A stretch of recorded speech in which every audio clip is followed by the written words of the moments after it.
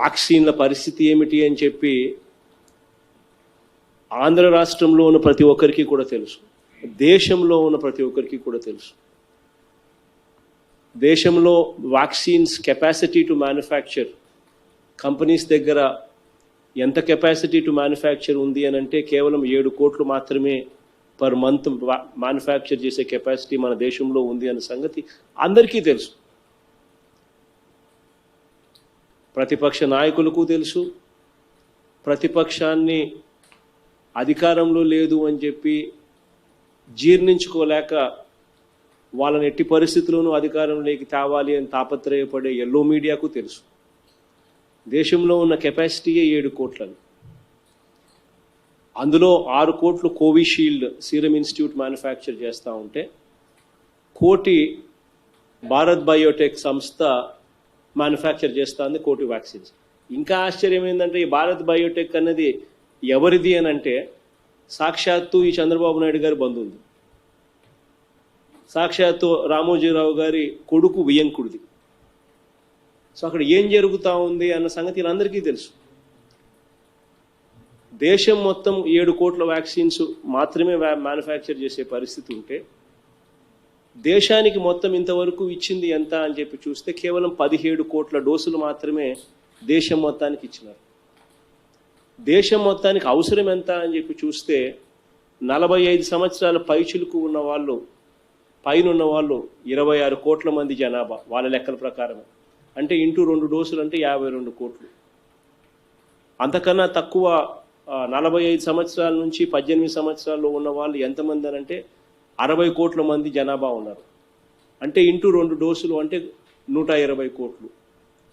అంటే 120 కోట్లు ప్లస్ 52 కోట్లు అంటే 172 కోట్ల డోసులు దేశానికి అవసరమైతే ఇంతవరకు కేవలం 17 కోట్ల డోసులు మాత్రమే భారతదేశం అడ్మినిస్టర్ చేయగలిగింది.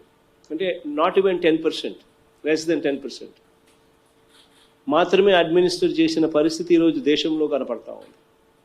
ఇక మన రాష్ట్రం గురించి పరిస్థితి వస్తే 45 సంవత్సరాల పైచిలుకున ఉన్న వాళ్ళు ఎంతమంది అని చూస్తే including front line workers, health వర్కర్స్తో కలుపుకుంటే 1.48 crores జనాభా. అంటే ఇంటూ 2 డోసెస్ అంటే దాదాపుగా 3 కోట్ల డోసులు.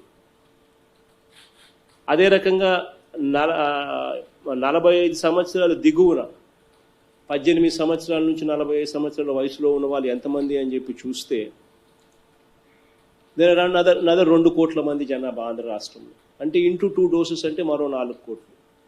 అంటే ఆంధ్ర రాష్ట్రానికి దాదాపుగా 7 కోట్ల డోసులు అవసరం ఉంటే 18 సంవత్సరాల నుంచి పైచిలుకు ఉన్న వాళ్ళు ఎంతమంది ఉన్నారు అని చెప్పి లెక్కేస్తే 1.48 crores ప్లస్ 2 crores ఈ 3.5 crores దాదాపుగా ఇంటూ 2 డోసెస్ అంటే దాదాపుగా 7 కోట్ల డోసులు ఆంధ్ర రాష్ట్రానికి అవసరం ఉంటే ఇంతవరకు కేవలం 73 లక్షల డోసులు మాత్రమే కేంద్రం నుంచి మనకు అందాయి. ఈరోజు ఈ పరిస్థితి ఇది ఉంది అని అందరికీ తెలుసు. వ్యాక్సిన్ కంపెనీలు కూడా మనం డబ్బులు ఇస్తామని చెప్పి మనం చెప్పినా కూడా వాళ్ళు తీసుకోవడం లేదు. మాకు సప్లై చేయండి అని చెప్తే కూడా వాళ్ళు చేయడం లేదు. ఎందుకనంటే అన్నీ కూడా కేంద్ర ప్రభుత్వ నియంత్రణలో నడుస్తూ ఉన్నాయి. ఇన్ఫ్యాక్ట్ కేంద్రము సుప్రీంకోర్టుకు అఫిడవిట్ కూడా దాఖలు చేసింది నిన్న. ఆ దాఖలు చేసిన అఫిడవిట్లో వాళ్ళు క్లియర్గా రాశారు, మేము రాష్ట్రాలు ఎంత అడిగితే ఎంత కొనుగోలు చేయాలనుకుంటే అంత ఇచ్చే పరిస్థితి లేదు. వ్యాక్సిన్ కంపెనీలు మా నియంత్రణలోనే సాగాలి. వ్యాక్సిన్ కంపెనీలు మేము ఎంత కోటా కేటాయింపు చేస్తే అంత కోటా మాత్రమే ఆయా రాష్ట్రాలకు ఇవ్వాలి, అంతకన్నా ఎక్కువ ఇవ్వకూడదు. డబ్బులు ఇస్తే డబ్బులు ఇచ్చే రాష్ట్రం ఏదైనా కానీ డబ్బులు ఇవ్వని రాష్ట్రం అయినా కూడా రెండూ ఒకే మాదిరిగానే ఉండాలి. జనాభా ప్రాతిపదికన మేము అలాట్ చేస్తాము కోటాను, ఆ కోటా ప్రకారమే వ్యాక్సినేషన్ కంపెనీలు వ్యాక్సిన్ సప్లై చేయాలి అని చెప్పి ఏకంగా కేంద్ర ప్రభుత్వం సుప్రీంకోర్టు అఫిడవిట్ కూడా వేసింది. ఇలాంటి పరిస్థితి ఉంది అని తెలిసి కూడా ఈరోజు కూడా నాకు బాధ అనిపిస్తుంది.